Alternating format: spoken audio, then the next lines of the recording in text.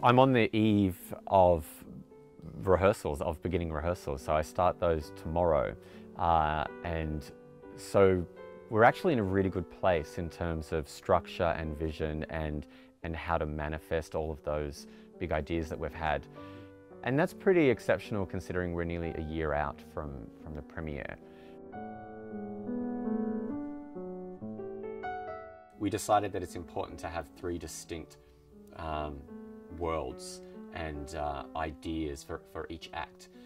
Act one is really sets up the story in terms of location and hierarchy and stakes. And so Jerome's created an act that traverses across, I think it's 5 locations, but the scene changes are incredibly smooth and seamless and yet powerful.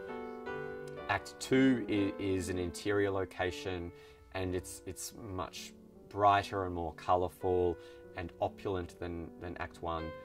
And then Act 3 is when the slaves have escaped and the lovers are reunited and can taste their freedom. So we've created a vast, open, beautiful landscape.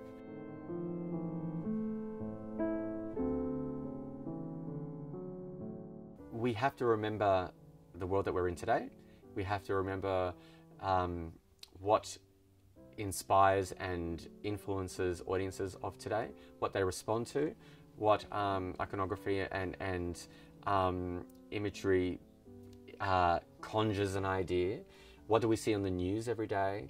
All of those things have to be considered when designing a new production.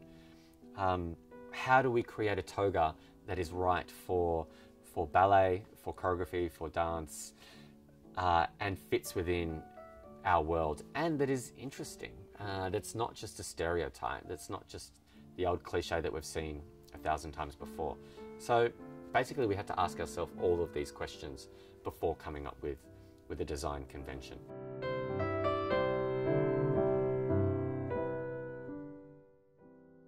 I've had an idea of what this production may look like, but now that I actually have a clear understanding of what it will look like, my ideas will change and shift, which is normal and exciting.